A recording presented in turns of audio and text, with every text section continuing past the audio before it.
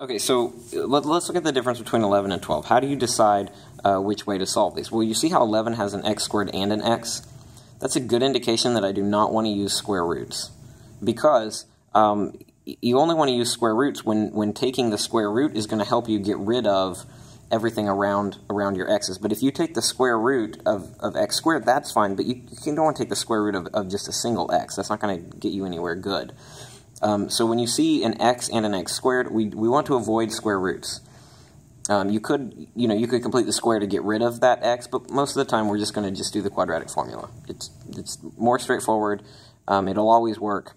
So this one you're going to use the quadratic formula on, and this one, since we just have the one x that is being squared, square roots might be more direct. I can't use the quadratic formula right now on it because it's not in standard form.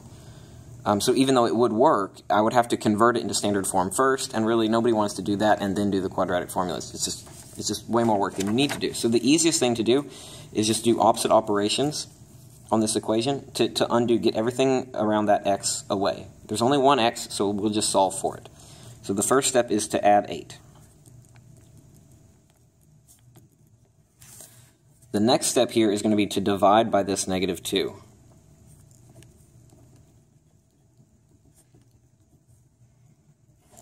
Okay, now I want to take the square root to get rid of the squared. So the square root and the squared go away, and I have x minus 2 over here.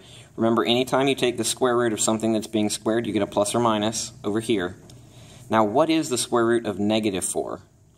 Well, remember that the square root of -4 is just the square root of -1 times 4, which is the square root of -1 times the square root of -4. Well, you know the square root of 4, right? That's 2. But what is the square root of -1? Remember, that's this letter that we call I. So the square root of -4 is actually 2i. So I'm going to put plus or minus 2i right here. And now I just have one more step, and it's to add this 2. This is a little bit unusual. Normally when you add a number, you just kind of stick it on the end here. Remember that this is going to be a complex number, which means it has a real component and an imaginary component.